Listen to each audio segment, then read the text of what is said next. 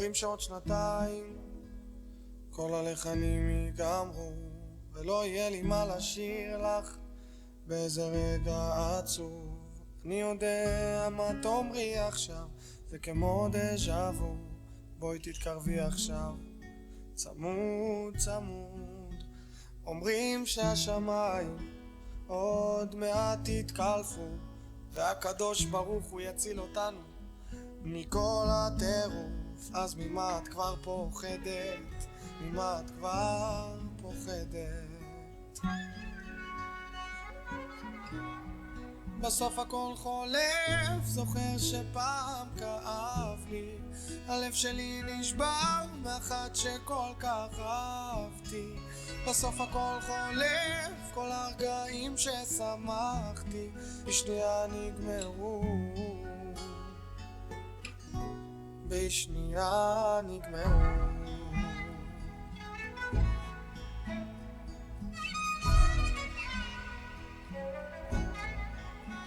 וחיילים חוזרים הביתה מהמפקד בסוף שבוע מטורף, אולי לאי בודד.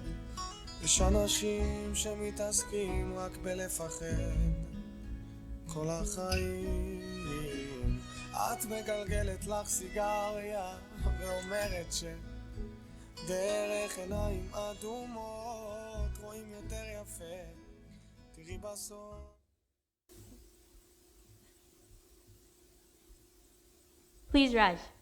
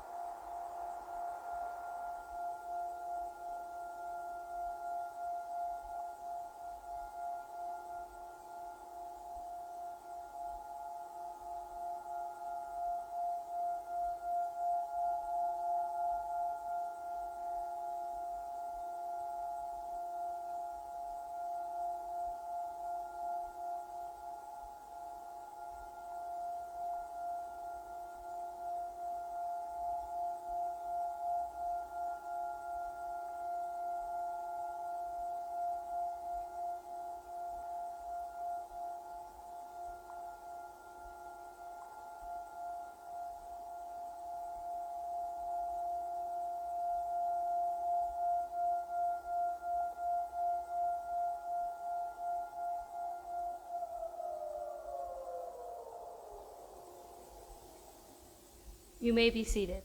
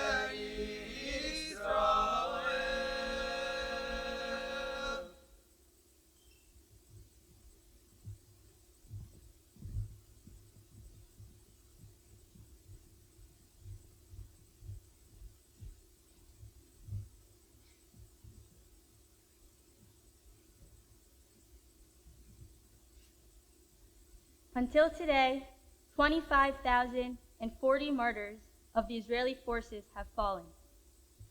760 martyrs have been added to the number since the last Yom Hazikaron.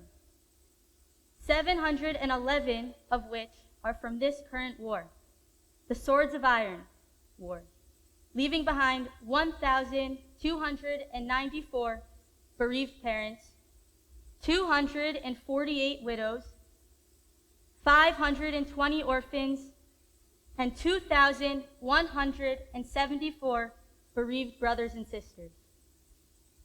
This year, we mourn the loss of an additional 834 civilians, making this year the deadliest on record for both military and civilian casualties.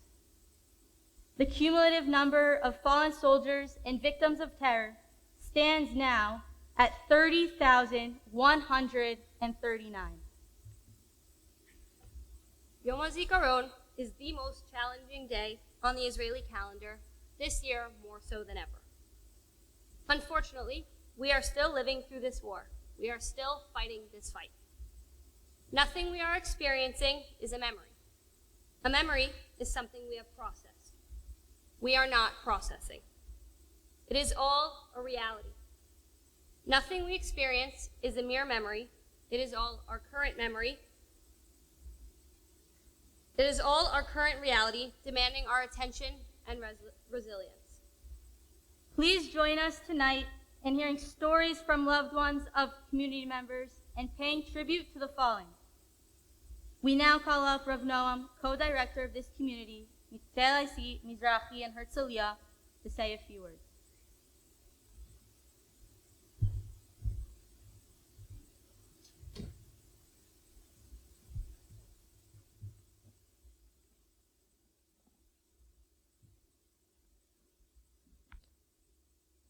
I want to share an idea to hopefully help us put this night and the coming days into context.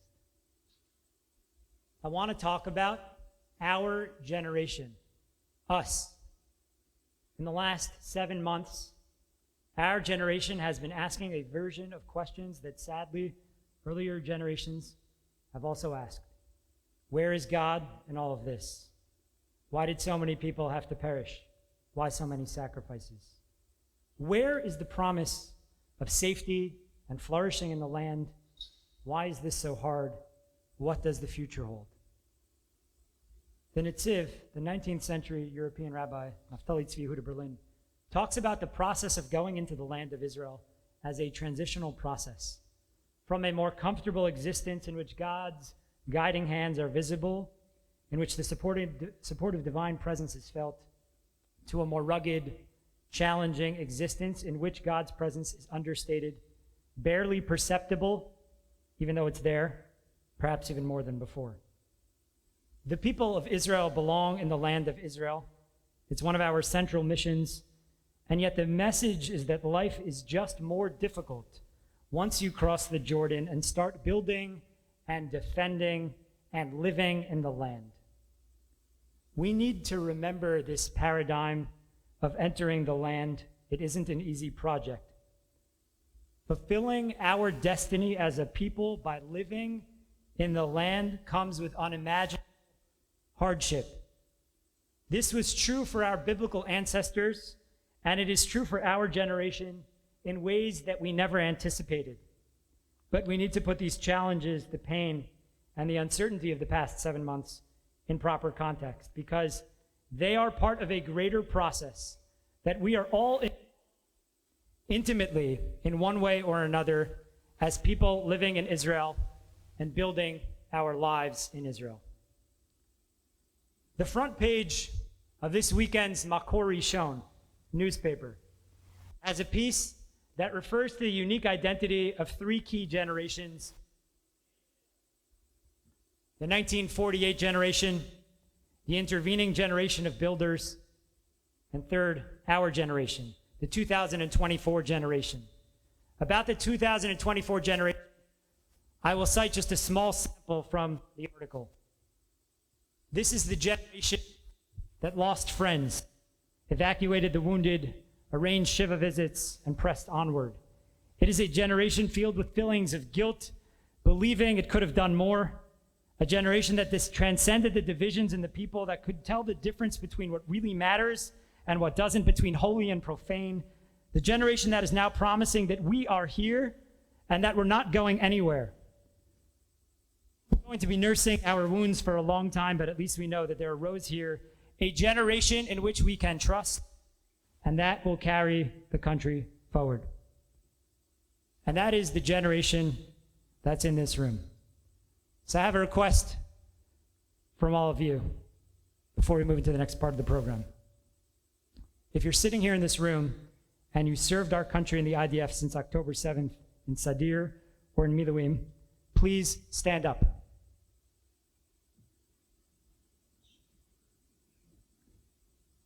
You can stay standing. Don't sit down. Now, if you've served in the IDF or in Sherut Leumi at some point prior, please also stand up and join them. If you made Aliyah to this beautiful country, stand up and join us. If you're studying in university here, stand up, please. And if you plan to serve or plan to make Aliyah, please join us as well. It probably counts for a lot of the people in this room. And I want you to look around at the people you came with here tonight, at the people you've never met before, and be proud. This is what makes me proud, and this is what gives me hope precisely in one of the darkest periods for our country and our people. It's unbelievable. You can be seated.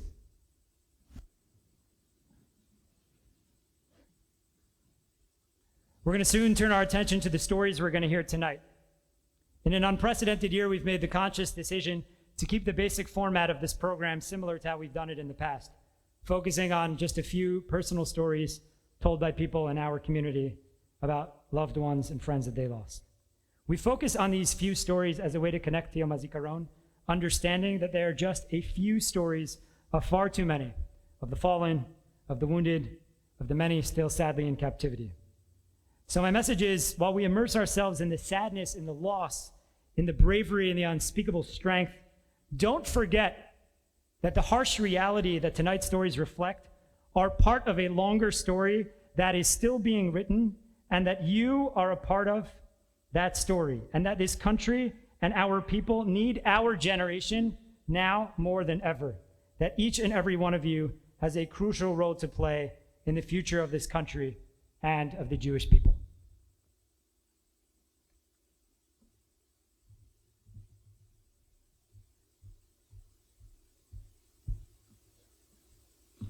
We will now begin with two former lone soldiers and Miluimikim, Yair Slasky and Joe Block, who served in Sanchanim and Givati, leading us in the recitation of Tehillim Kuf Kof Aleph, Psalm 121, and Kal Maleh in memory of the fallen soldiers and victims of terror.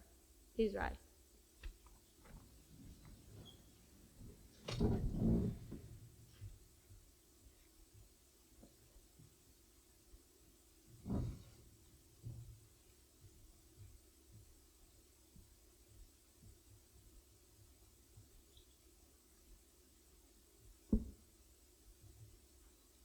שיר למעלות, אשא עיני אל ההרים, מאין יבוא עזרי.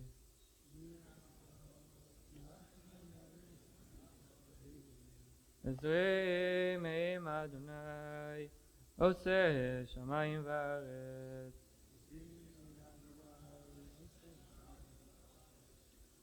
אל ייתן למות רגליך, אל ינום שומרך.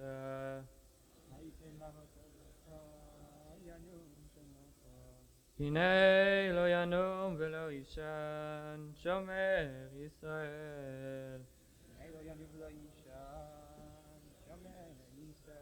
אדוני שומרך, אדוני צילך על יד ימינך. יומם השמש לא יככה, וירח בלילה. אדוני ישמורך מכל רע, ישמור את נפשך. אדוני ישמור צאתך ובואך מעתה ועד עולם.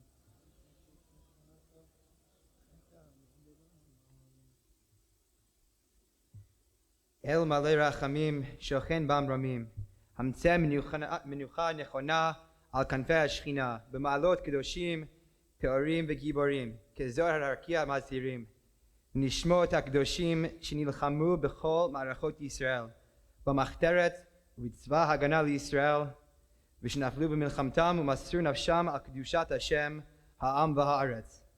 בעבור שאנו מתפללים לעילוי נשמותיהם, וכן בעל הרחמים יסתירם בסתר כנפיו לעולמים, ויצרור בצרור חיים את נשמותיהם.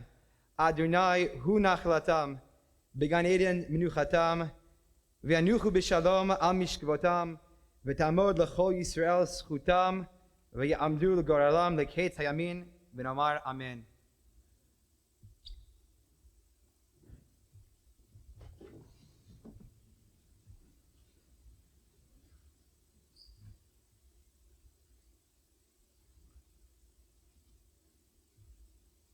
Many members of our community are students or alumni of Reichman University.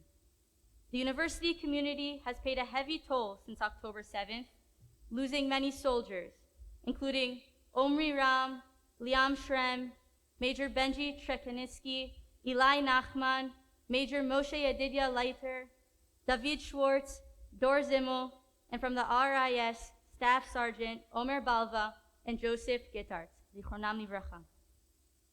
Reichman student Joe Gittart, Zichrono Livracha, who had made many friends in our community, wrote a moving letter before his death. Please direct your attention to the screen for a video of Joe's father, Yaakov, before reading his son's letter.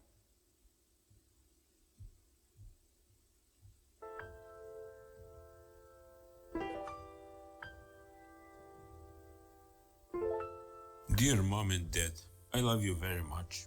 Everything is as it should be. I choose this path myself. I have lived a good and interesting life. I have never been afraid of death. If there is no distinction in terms of the present moment between something that happened a minute ago and 10 years ago, then in 70 years there will be no difference in my death either. We live in a four-dimensional world, so all future events already exist, just as Moscow exists when we are in Israel. I've always been a bit surprised by the amount of importance people attribute to death. I could have stayed back and hidden, but that would go against everything I believe in and value, and who I consider myself to be. So I had no choice, and I would have made the same decision if I could choose again. I made the decision myself and carried it through to the end. I left with honor. For my people, I have no regrets. I love you very much, and I am proud that you are my parents. You have given me so much. I have had a very interesting, fulfilling, happy and unique life.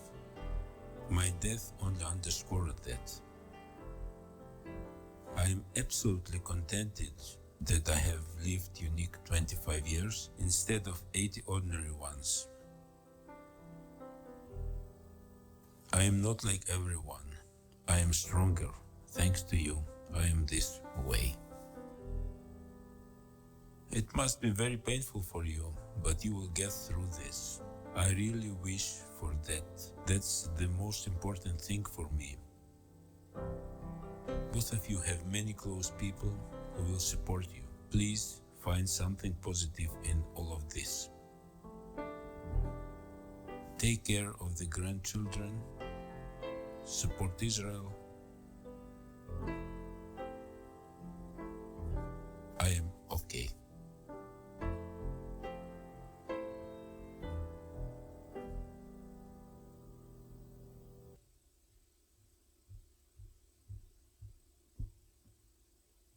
We would now like to call up Aaron Herbert and Joey Diagwar to speak about Daniel Perez, Zichrono Livracha, followed by Shifi Friedman to speak about Yossi Hershkovich, Zichrono Livracha.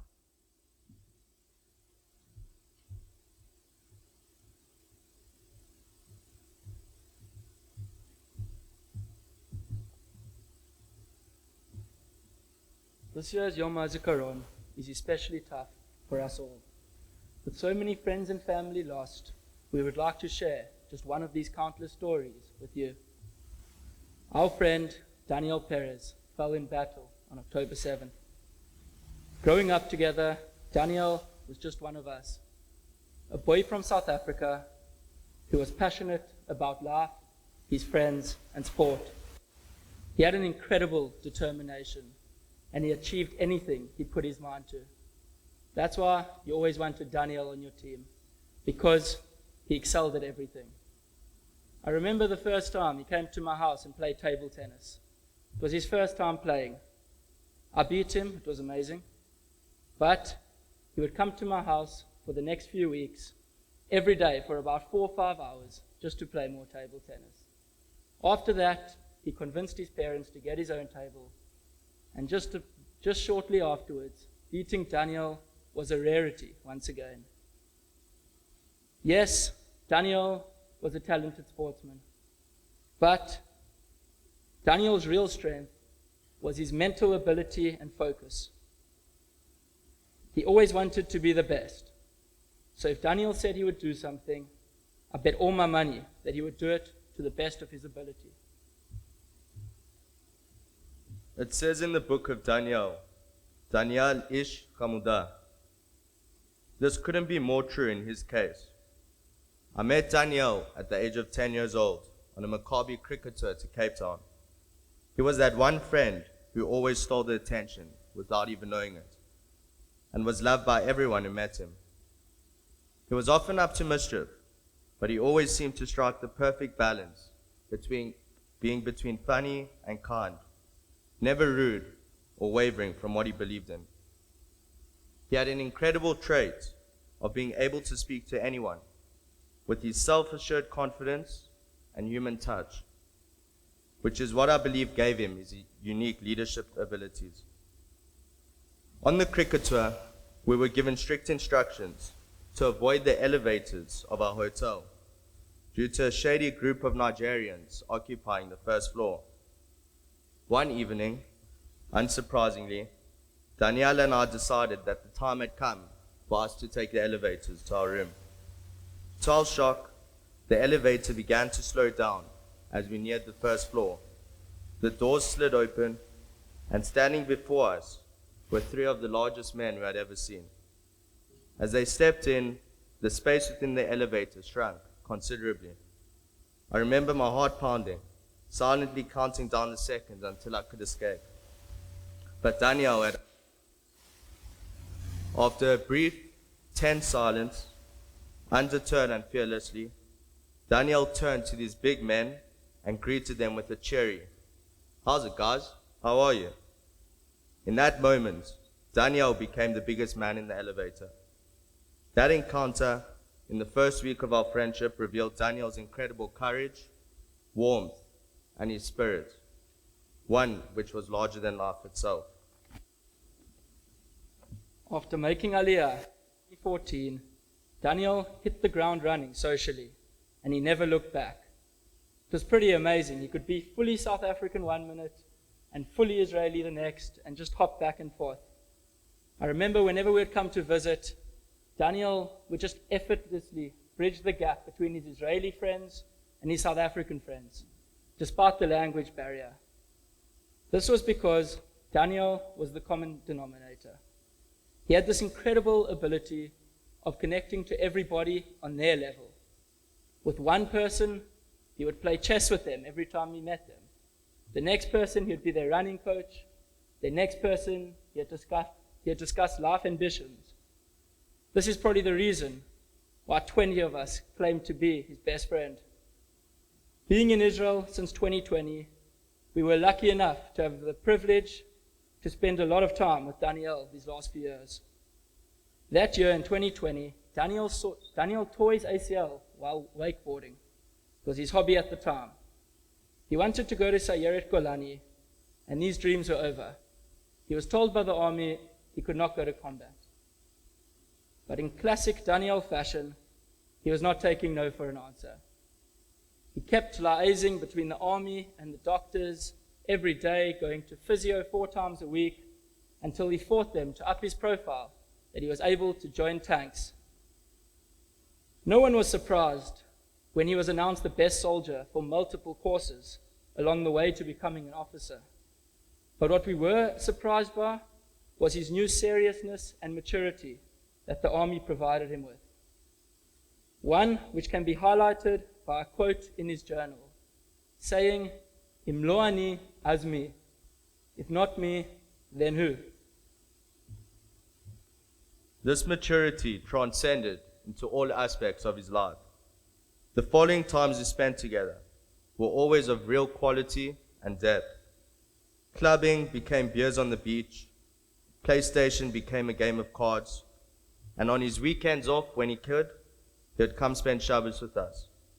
This always consisted of a meal with double the amount of food of our usual Shabbats, singing his favorite Sephardi songs, followed by a deep conversation until 3 a.m., when he would eventually fall asleep on the couch, his trademark Shabbos move. He was determined to fulfill his potential in the army, but also to bring out the potential of the soldiers in his tank, Tevet Perez. He kept a journal where he would write detailed reports about his soldiers, their strengths, their weaknesses, and how he planned to improve them as soldiers, but more importantly, how he could improve them as people. Daniel had an obsession with tanks. He would always speak about the intricacies of the tank for hours, but he prided himself on one thing that always stuck with us. The fact that if anything were to happen, he and his team, Tevet Perez, would be the first ones there defending Israel. We always gave him a bit of a hard time for thinking that he would be the first one there. But on the morning of October 7th, when the time called, this manifestation became a reality. Daniel, along with Tomer Leibovitz, Zichrono Livracha, Itai Chen, Zichrono Livracha, and Matai Angrest, a current hostage, were all based on Nachal Oz, next to the Gaza border. Tevet Perez fought heroically for over 2 hours. We were told about Daniel's decision made during the battle. His tank was there for the first wave of terrorists at 6:30 a.m., and then again, just before 9 a.m., when the second terrorists came, they were the last line of defense. Daniel saw from afar the vast amount of Hamas terrorists infiltrating the border, each one with an AK-47 and RPG on their shoulder. He had the option of staying in his tank's position and shooting from afar, but without any hesitation and absolute clarity, Daniel went directly towards them, as it would be the most effective. The drone footage from where this battle took place tells an incredible story. For 6 minutes, which must have felt like an eternity, Tevet Perez fought on all fronts. Each tank member became their own commander, a trait that Daniel had instilled within them. The driver Matan began running over all the terrorists in front of them, evident by the spaghetti-like tracks left in the vicinity. Tomer and Itai were launching whatever ammo they had left, and Daniel, with his head out the tank, was firing the machine gun, embodying what he believed to be the ultimate defense of Israel at this moment. At 9:01, Tevet Perez's engine was hit, bringing the tank to a halt. Given Daniel's never-give-up attitude, there was no way his team would go down without a fight. Daniel fought until his final breath, and his then lifeless body was taken hostage into Gaza, where it is still being held today.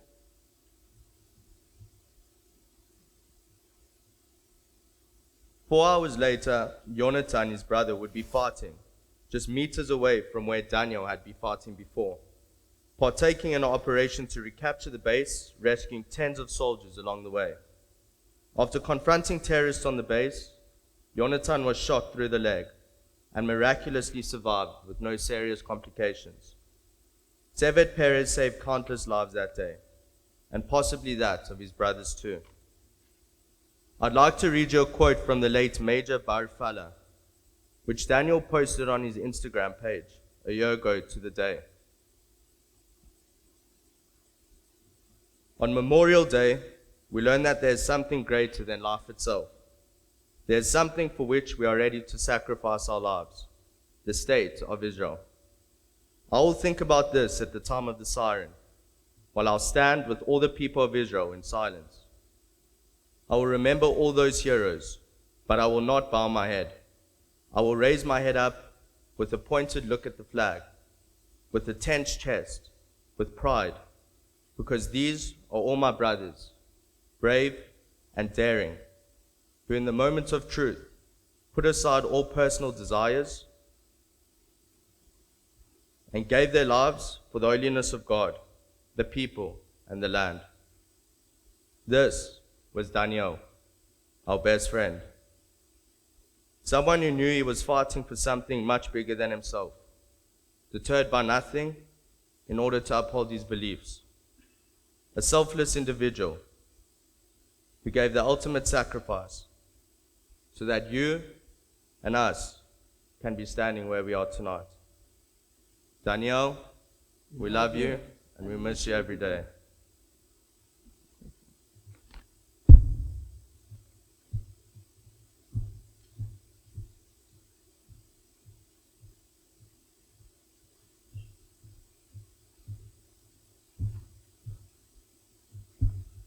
About 10 years ago, I was teaching at SAR Academy in New York, and there was a special couple there on Shlichut who served as teachers in the middle school, Hadass and Yossi Hershkowitz. Living in Riverdale, New York for 4 years, thousands of miles away from their families, with their 2 sweet little blonde kids, teaching and sharing their deep love for Israel with children in Chutz La'aretz. I always enjoyed schmoozing with them in the teacher's room or brainstorming lesson ideas. One task given to Hadass and Yossi as Israelis and middle school Jewish studies teachers was to plan the Tekes Yom Hazikaron. Their charge was to convey the seriousness of the day through music, words, and video, and it was always incredibly powerful and connected a community in Chutz La'aretz with reality of life in Israel. And now today I stand here and remember Yossi at such a tekes. Yossi was killed in battle this past November in Gaza. Yossi was a beloved father of 5, devoted husband, son, brother, musician, friend, learning partner, 44-year-old miluimnik, volunteer, teacher, and principal. A whole world, like each and every person we're remembering here tonight. A more accurate way to describe his profession, however, would be an ish chinuch, literally a man of education, but meaning that he believed in the power of education so deeply, he lived what he taught, and he was so fully committed to his students. Yossi had a serious and steadfast demeanor and set high expectations of his students. He connected especially with kids who had trouble following rules. A handful of you may even be in this room, as we have some SAR graduates in the community. If students would misbehave or arrive late for other classes, they would not for Mar Yossi's, Mr. Yossi as he was lovingly called. He gained their respect by showing how much he cared about them and was really willing to do anything to help his students. He loved people and saw the good in each student. He wouldn't just care about the students. One of our community members, Tamar Earlbaum, did a year of Shirut Leumi last year in the school where Yossi served as the principal. And she said that Yossi would always ask her how she was when he saw her in the hallways. Is there anything you need? I know that you're alone, Bat Shirut, here in Israel by yourself. Can I help with anything? And one time she said, actually, we don't have an oven. It's going to be okay. It's a little crazy right now, but I know it's going to be fine.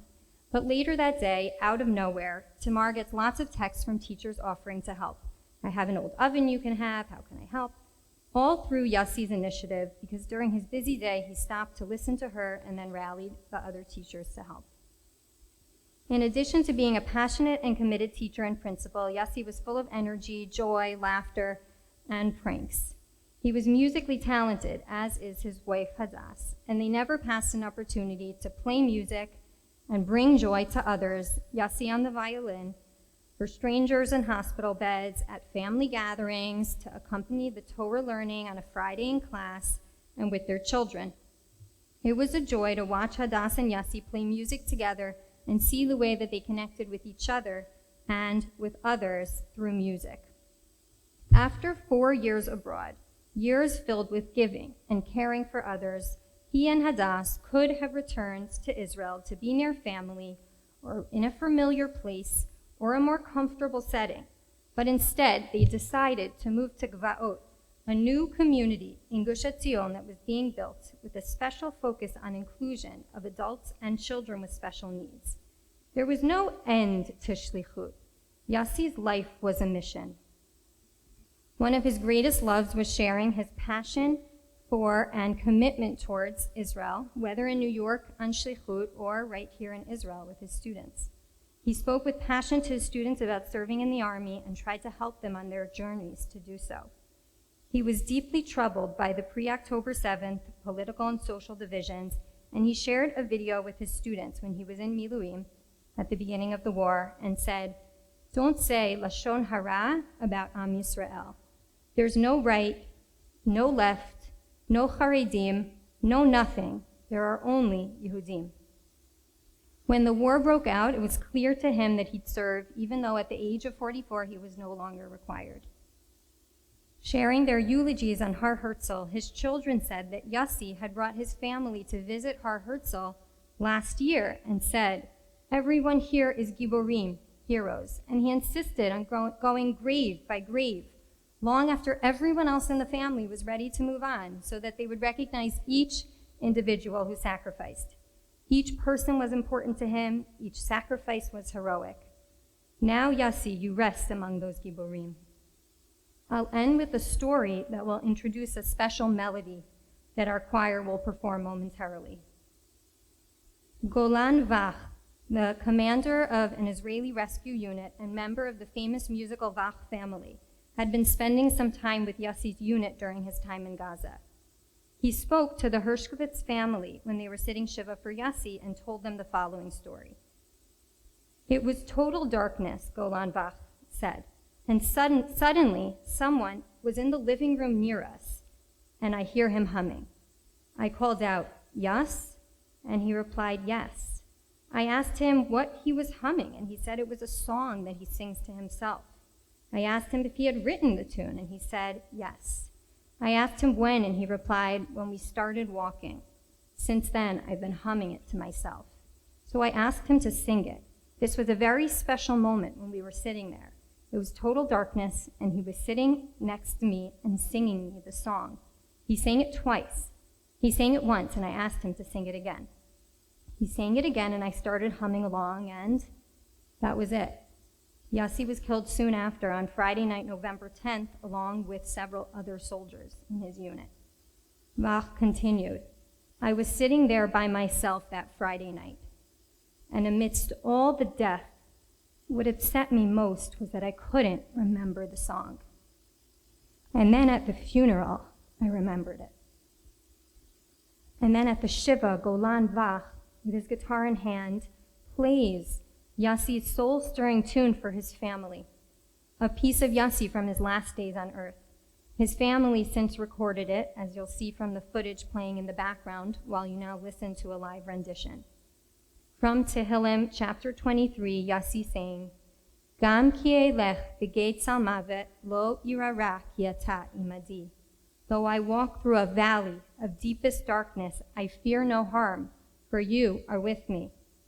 Ach tov v'chesed yirdefuni kol yemei chayai, v'shavti b'beit Adonai la'orech yamim. Only goodness and steadfast love shall pursue me all the days of my life, and I shall dwell in the house of God for many long years. Yehi zichro baruch.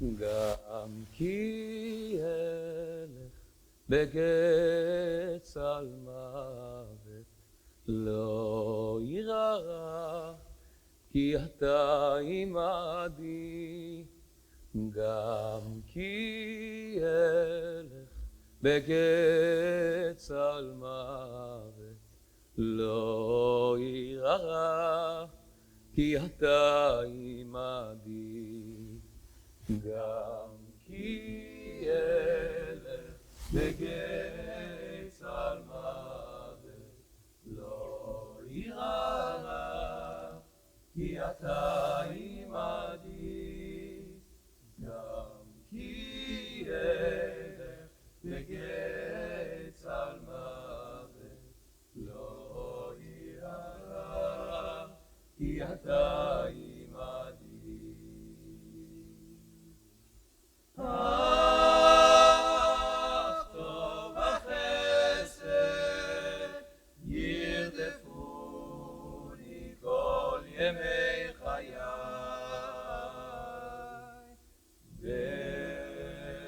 ושבתי בבית השם לאורך ימים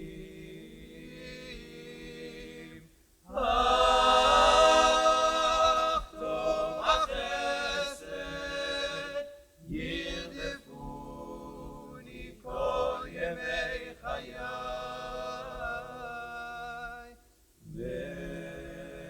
ושבתי בבית השם לאורך ימים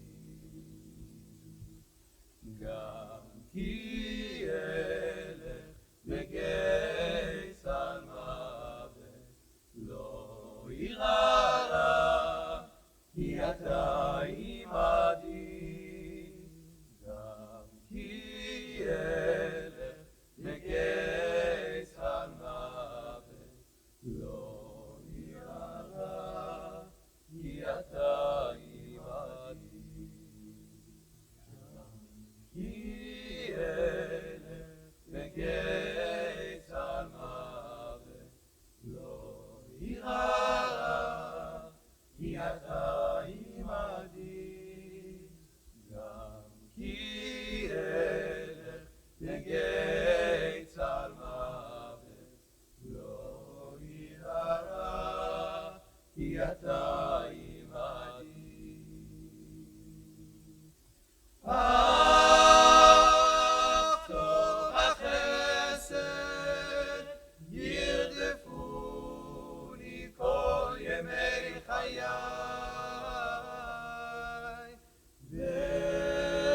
ושבתי בבית השם לאורך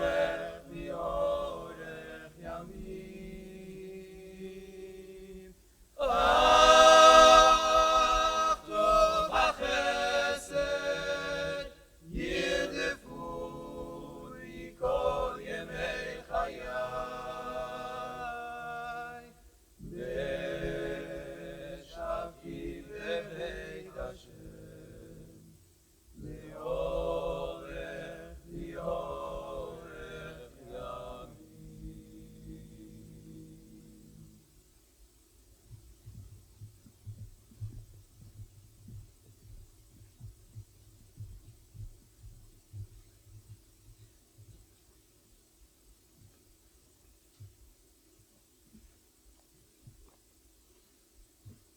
We would now like to call up Tamar Rosenwald to speak about Shai Garmai, Zichrono Livracha, followed by Tamar Lieblich to speak about Shauli Greenglick, Zichrono Livracha.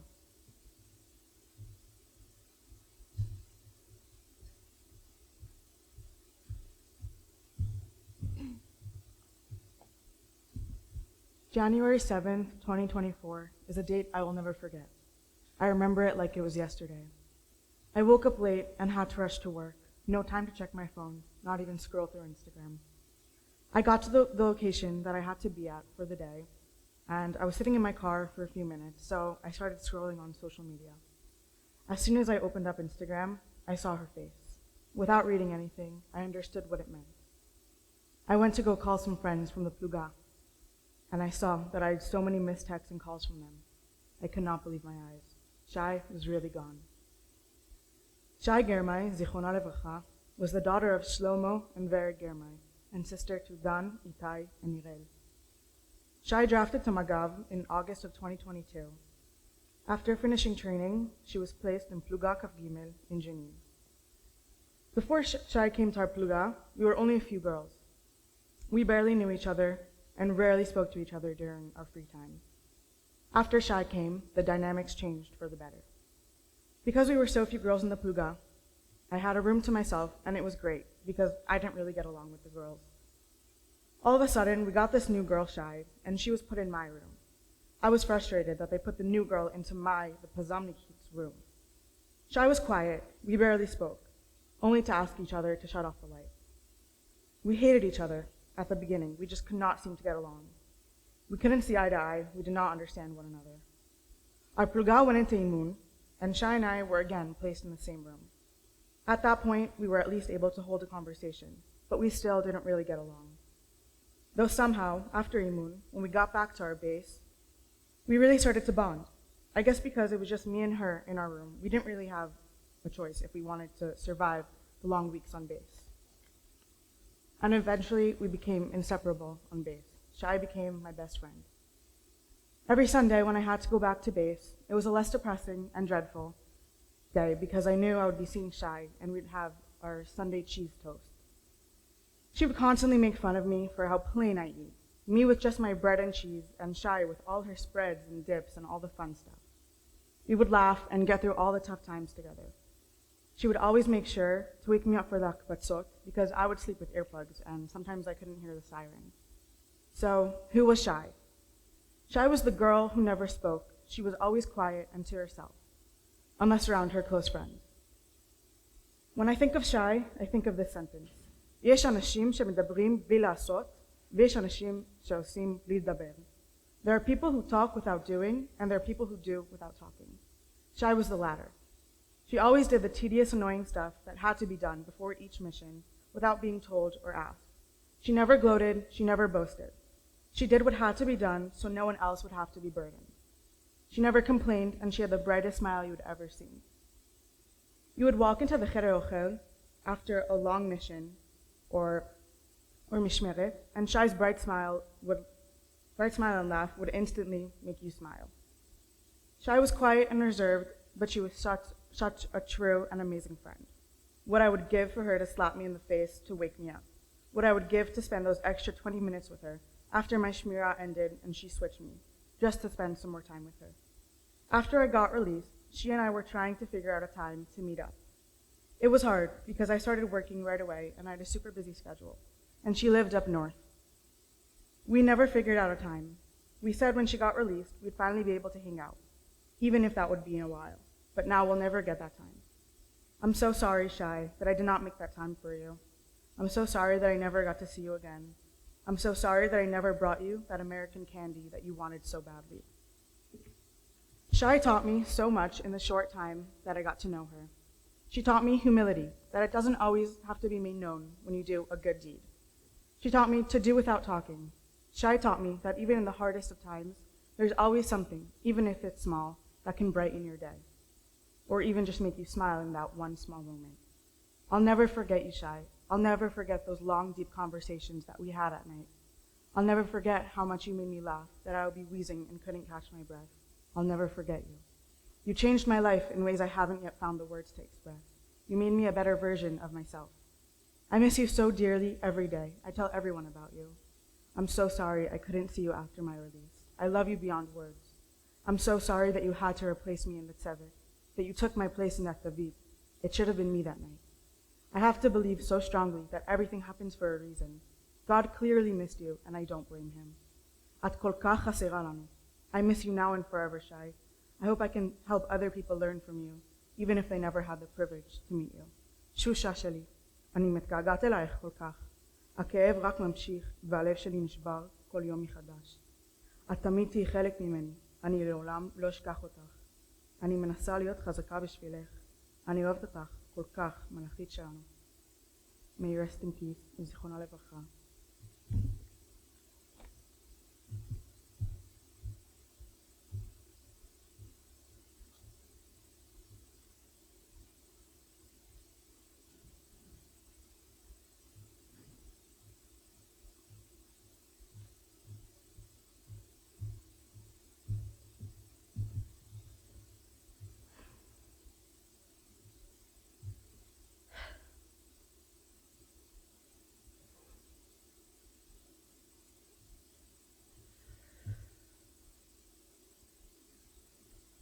Growing up, my family had close friends living in Renana. My mom and Ruthie, the mother in that family,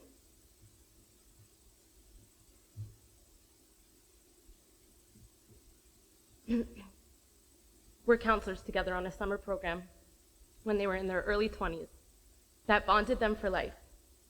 Since then, on many holiday vacations, we would fly to Israel and spend time with them, go on tiyulim with them, and they would visit us in New Jersey, making us feel like family. Some of my earliest memories are with the JLIC family, like when I was probably around 7 years old, watching Narnia with Shauli and his siblings. Upstairs,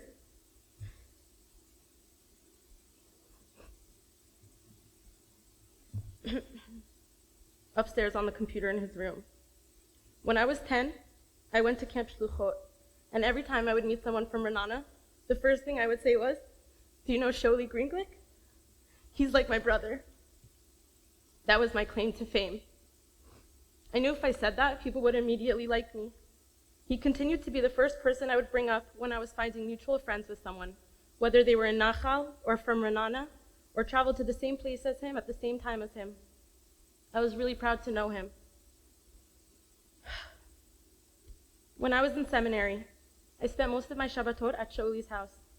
I spent so much time around Shauli, watching him always be the star of the show, belting out and having the whole community come over just to hear him sing.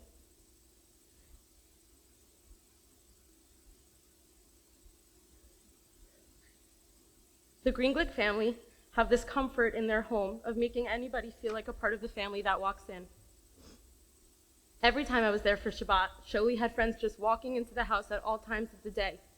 People just wanted to be around him. He was so fun to talk to. He could relate to anyone and was always interested in what people had to say and to share. Watching Shauli and his family be so passionate about this country, always sharing Torah, singing together as a family, but also being able to connect with any type of person is what inspired me most to join the army. While I was in the army, I spent many Shabbatot off at Shauli's house. I have so many memories of me and Shauli leaving the table in the middle of Friday night dinner and falling asleep with our heads on opposite sides of the couch and our feet meeting in the middle. We were the two soldiers at the time, so we got the special treatment.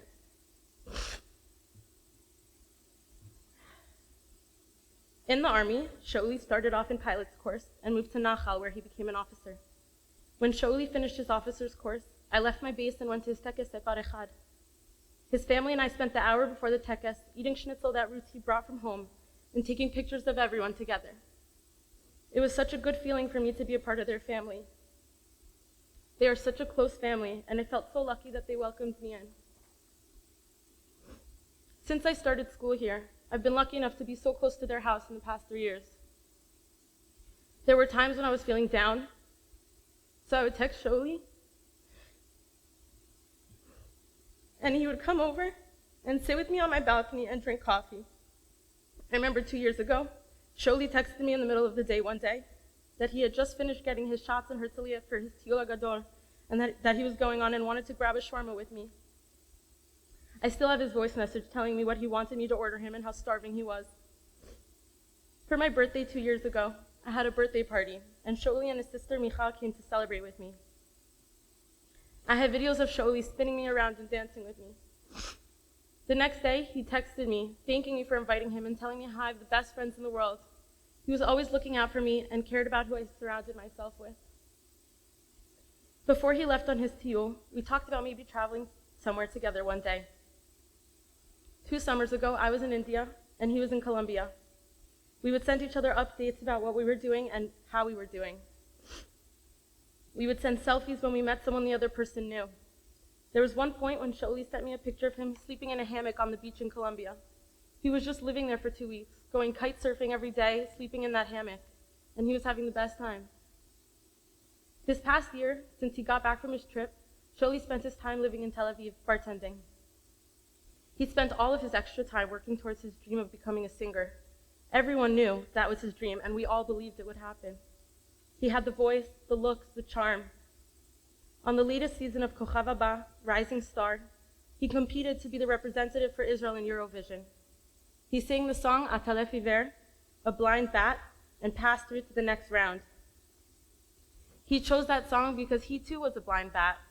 He had a night vision impairment. He was so excited about participating in the competition, and then the war broke out. He decided that it was more important for him to be fighting, helping his nation, and that his dream would have to wait, so he quit the competition. Shauli had an exemption from Miluim because of his night vision impairment. Since October 7th, Shauli would go to the Nachal training base and wait hours until they would accept him into Miluim.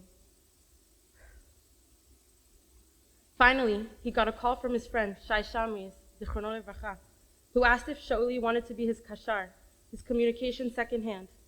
This meant being together at all times. This typically is not a job for someone of Shauli's rank in the army, but he jumped at the opportunity. On Tuesday, December 26th, at 9 o'clock in the morning, Shauli and Shai were killed in Gaza. Shauli wrote in an Instagram post on December 14th, 2 weeks before his death. I imagine this year to be different, a year of ambitions and following my dreams. Now I'm living an old dream, to fight for my country, and right now I'm still in the middle of the night.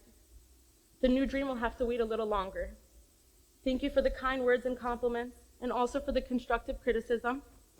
I hope that this period will pass fast, and I promise to continue fighting for my country that I love so much, and also for my dreams for the future. Now there is only one thing in my head, and that is to continue fighting in the darkness until we can see the light. And with that, this season's broadcast has come to an end. Since Shauli has been killed, he has been on every news channel singing. His voiceover has been in concerts with celebrities. He has an Instagram channel that his family opens called Shauli_sing with over 17,000 followers. Shauli's dream has come true. He just isn't here to witness it.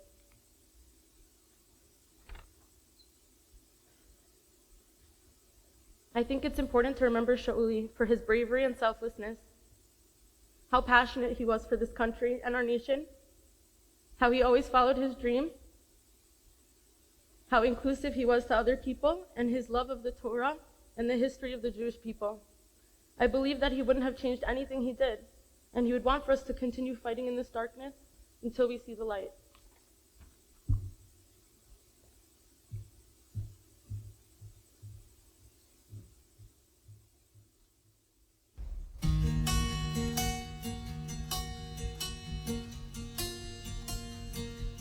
אני אינני מי שהייתי מי שהכר כמה שנים בזבזתי בלהיות כמעט כי לא ידעתי איך לגלות לך את חולשותיי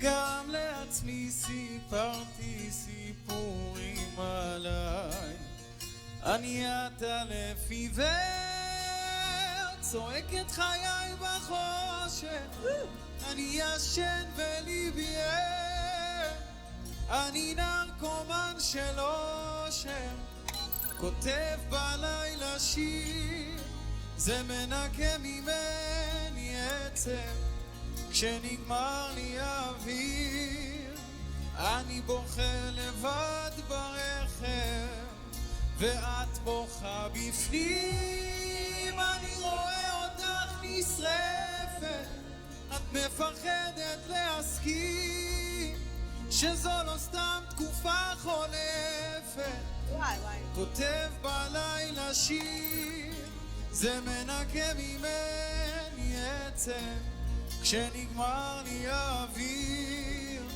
אני בוכה לבד ברכב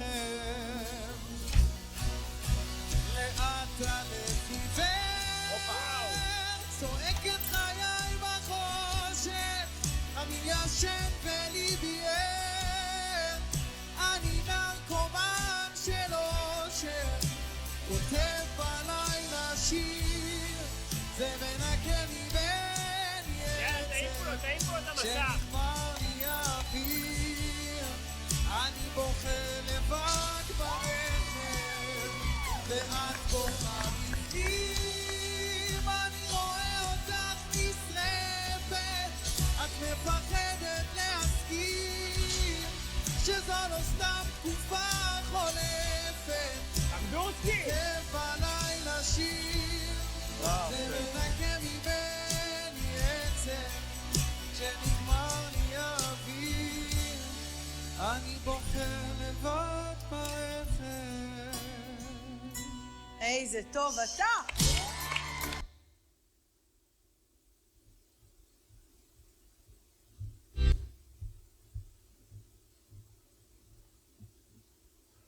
We would now like to call up Drew Silverman to speak about Binyamin Lev, Zichrono Livracha, followed by Matan Bauman to speak about Yisrael Sokol, Zichrono Livracha.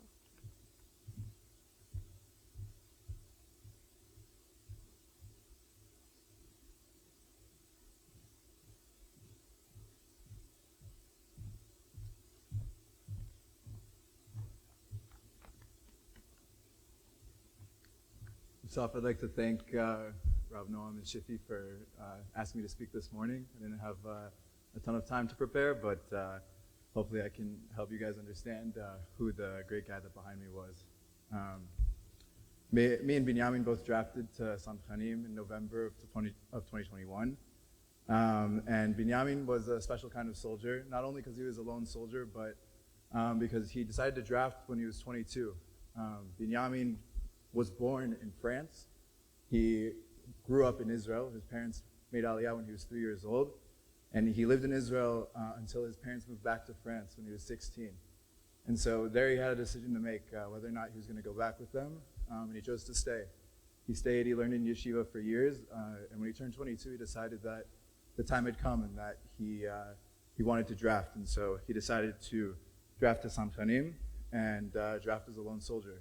And so with all of that, it really was the first step in Binyamin's journey of doing the things that made him who he was, which was a guy who, we like to say, Omer Ma'at v'oseh harbeh, which was the tagline of our pluga, and it means someone who does a lot and says little. He was a selfless guy who wouldn't complain. You would give him a task to do, and he would do it. Binyamin was my partner, my tzemed, and I was a machine gunner, he was a sharpshooter. And so most of the time he doesn't have to be the partner of the machine gunner and carry all of my ammunition, but unfortunately the cards got shuffled in the way that he ended up in that position. So Binyamin, without complaining, he took the extra weight, he put it in his bag and went on forward.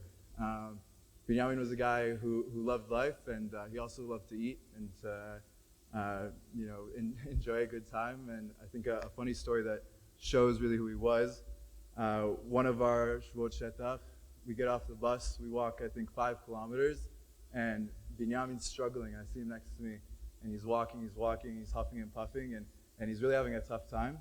We finish, we all sit down, we're all leaning back against our bags, and Binyamin opens up his bag.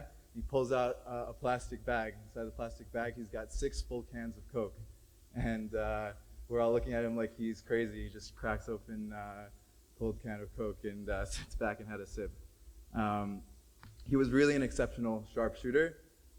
One of his tricks that he liked to do is when we were at the shooting range with the Mitbachim, Binyamin would go up to a target from 50 meters out. He'd tape a shekel to the middle, go back, and with his M4, he was able to punch a hole through a shekel from 50 meters out. It was really an amazing sight to see. And so when the time came, on October 7th, I had recently been released, and my tzevit had 2 months left until the shichur. Binyamin had recently been engaged, and they were all getting ready to get released and start life. The time came.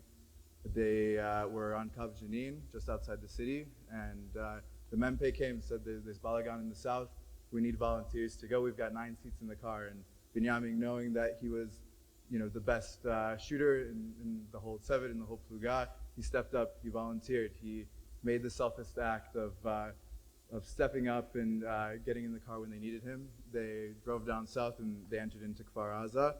And there was a long battle. And Binyamin, while fighting, noticed that a separate chayal, a soldier from a completely different pluga, maybe a different unit, had gotten hit and had fallen And so Binyamin, in his selfless way, decided to run out from cover and save it. Unfortunately, when he ran out, that's when he took 2 bullets in the side. And so I think that's really exemplary of who he was as a person, that he died in saving others, and not only saving all of Israel from the wave of terror that came from Gaza on October 7th, but also trying to save a soldier that he didn't even know that fell next to him. And so I think a good story to talk about Binyamin as well is that a few months ago, we finally found a Thursday night, where everyone from Tevet was out of Gaza, wasn't in Miluim, was able to come together and we have an Erev Tevet. And so many of us, having been in and out of Gaza, in and out of the war, we were able to sit down and we looked to our left and to our right, and we noticed, in one way that Binyamin was missing, but in another way that he was there with all of us, because we'd all made it through this war, that after October 7th, not a single one of us, after all of the danger that we had been through, had any injuries or anyone killed, Baruch Hashem. And so we really felt that we felt Binyamin's presence on us, and that he had been watching over us the whole time. Binyamin was a Chabadnik. His father is Rosh Yeshiva in France. And when Binyamin died during the Shiva, he explained to all of us that he had a mission, and that he wanted to wrap 15,000 people with tefillin in honor of Binyamin. I'm proud to say that only a month or so after we started that campaign, we capped it off at 16,000 people. They wrapped with tefillin. People I know that wrapped for the first time in years, that were able to fulfill that dream. And so it was really amazing to see how people are willing to put in and help bring closure to the family that had lost so much. I think the silver lining in that is that we've now been able to get to know Binyamin's family and get to know his fiance and the people around him that otherwise we might not have had the opportunity. And so with all of this, I thank you for listening, and Yehi Zichro Baruch.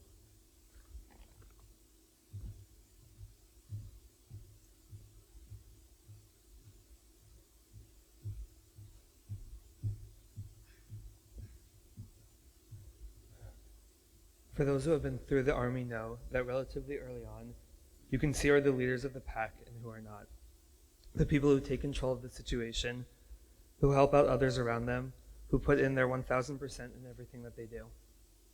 In my army unit, Yisrael Sokol, Zechrono Levacha, was an instant leader. But he was a leader with such tzniut and humility that he never thought of himself as a leader. After we had finished our basic training and made it to our first round of guard duty in Gush Etzion, Sokol was given the job to assign each member of our machlaka with their missions for the day. This job is usually handled by the mifakdim, but they decided to delegate it to us, and Sokol took it with stride. It's not an easy job, trying to balance giving people a break to sleep while also making sure that we cover all of the missions we were assigned, and somehow our machlaka was always assigned more than the others, all while trying to give people different missions every day so that it would never be boring for anyone. But Sokol did this job with such poise and care for others, making sure not to put anyone in a tough situation, and if he needed to give someone a little less time to rest, he would do so only as the absolute last resort. I remember him once waking me up to tell me that I needed to go up right away for a shmirah because it was the only way to give everyone enough of a break. He apologized profusely, but I knew that he wouldn't have woken me if he didn't absolutely have to. At some point, after constant arguments with our mifakdim, Sokol decided that he was going to stop doing this job. Somehow the position landed in my lap, and I remember asking myself, how was I ever going to be able to do the job as well as he did? The way that he thought about everyone and their needs, often above his own, was incredibly admirable. He especially looked after us, Chayalim Bodedim, lone soldiers, as we navigated life here in Israel without our families. He invited us for Shabbatot, made sure we had food at home, explained to us things that we hadn't understood due to the language barrier, and he always had extra attention for us to make sure we were doing okay. During our second Pesach in the army, we were on lockdown on base due to the coronavirus. During this time, we unfortunately experienced some pretty intense situations, one of which led a soldier who served with us to be in a life-threatening situation. Sokol was one of the first responders on the scene, along with another close friend of mine within the unit. I'll always remember how that friend would talk about how he's glad it was Sokol there with him. Sokol knew how to handle difficult situations by first bringing people to safety and then taking care of all those involved. After leaving the army, Sokol went back to yeshiva for Hesder, but after only a few months there, decided that he wanted to return to finish his army service instead of remaining in yeshiva. When I heard he had done this, my admiration for him had only grew. He was doing what was right for him instead of what was expected of him. Continuing to fight for our country while he remained learning in ways that were right for him was beautiful. He always remained faithful to Judaism, and we spoke many times about its importance in his life. His faith was unwavering and incredibly inspiring. During the war now, Yisrael's Miluim got sent to do support work around the Otef. Sokol wanted to do more. He kept trying to find ways to do more, going further into the face of danger for our country, for his people. He couldn't just sit on the sidelines as he felt like he could do more and was needed for more. He was never able to find a way to move and remained with his initial unit. Unfortunately, on January 23rd, 2024, while sweeping out some houses a few hundred meters on the other side of the border, an explosive was set off that killed him and 20 other soldiers in his unit. It was an incredibly hard day for all of Am Yisrael, but for those of us who drafted together in March of 2019 to Givati, not only did we lose the light of Sokol, but another 5 brothers who had served with us. It's unfathomable to me that Sokol is no longer here with us. Over the last few years, we had not spoken so much, but knowing that he was always a quick phone call away gave me such comfort. I know how much some of the other lone soldiers who had served with me remained in close contact with him all the way to the end. He was a light in all of our lives, and the world is a darker place without him. The slogan that his family and friends chose for him to be remembered by after his passing is Omer Ma'at ve'oseh harbe, say a little and do a lot. This is how Sokol lived his life in everything that he did. He did for others, cared for others, gave of himself to everything he set his sights on. Like how he showed me with his actions in the army how to be a leader and how to treat everyone with the utmost respect. He was someone that I greatly looked up to, and I hope that in an effort to honor him, we can focus more on what we do and less on what we say.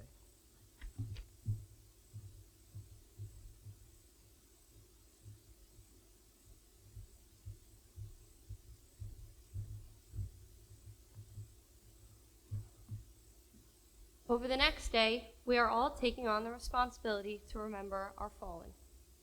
This is a difficult time for the entire country, and taking the time to remember, commemorate, learn, and respect those who fell on Kiddush Hashem is what it means to be part of Am Yisrael and living in Eretz Yisrael. Tama Tekes. The Tekes is now over. As we close this part of the Tekes, the Museum of Memories will remain open. After the Tekes as well, there's going to be 2 shuttles, 2 trips for those who signed up. We recommend walking through and taking a moment to look into the Museum of Memories at the additional stories and pictures of our fallen throughout Israel's history. We will conclude now with the Mishaberach for the Chayalim and Atikva, followed by Mariv. Please rise.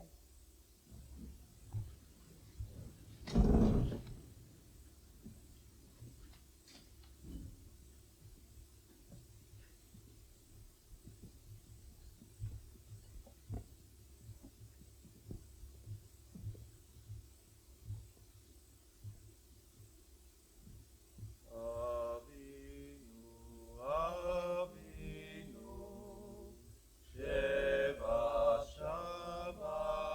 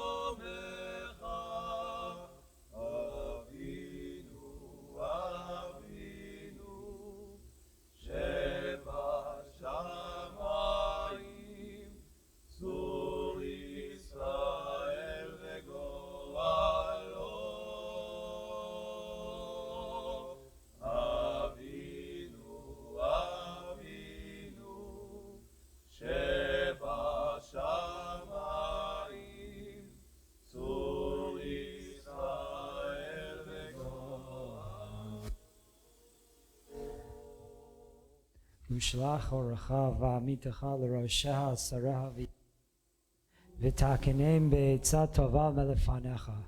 חזק את ידי מגיני ארץ קודשנו והנחילם אלוהים. ועטרת ניצחון תעטרם ונתת שלום בארץ ושמחת עולם ליושביה. ואת אחינו כל בית ישראל פקוד נא בכל ארצות פזוריהם ותוליכם מהרה מיעוט לציון עירך ולירושלים משכן שמך ככתוב בתורת משה עבדך. אם יהיה נידחך בקצה השמיים משם יקבצך אדוני אלוהיך שם והביאך אדוני אלוהיך אל הארץ אשר ירשו אבותיך וירשתה והרבך מאבותיך ומל אלוהיך את לבבך ואת לבב זרעך לאהבת אדוני אלוהיך ובכל נפשך למען חייך. הבאנו לאהבה וליראת שמור את כל דברי תורתך ושלח לנו מהרה בן דוד משיח צדקך לפדות מחקקי ישועתך. הופע בהדר גאון עוזך על כל יושבי תבל ארצך ויאמר כל אדוני אלוהי ישראל מלך ומלכותו בכל משלה אמן סלה.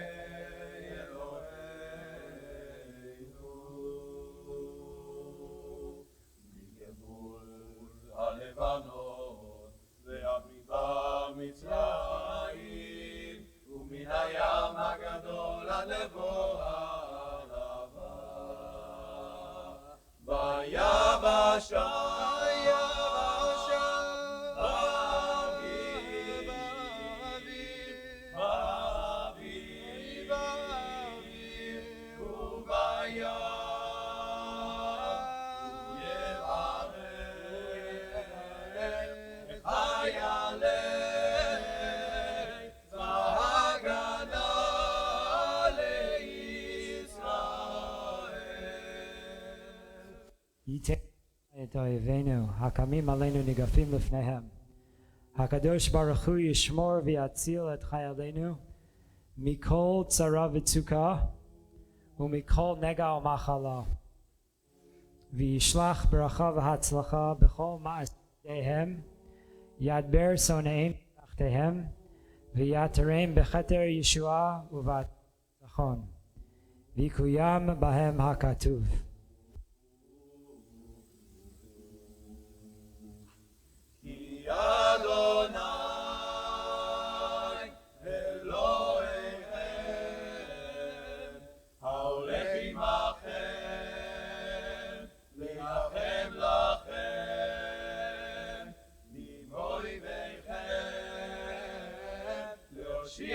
אתכם ונאמר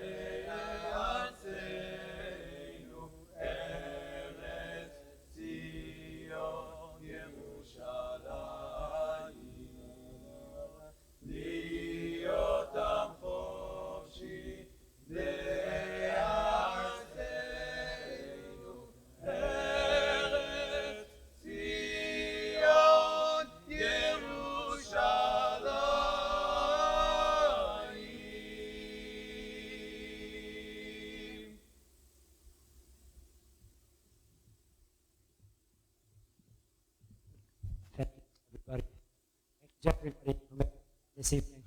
Thank you to everybody for being here. We're going to daven Mariv on this side of the room momentarily. The Museum of Memories is going to be open for anybody to peruse. Thank you, everyone, and Yehi Zichron Baruch.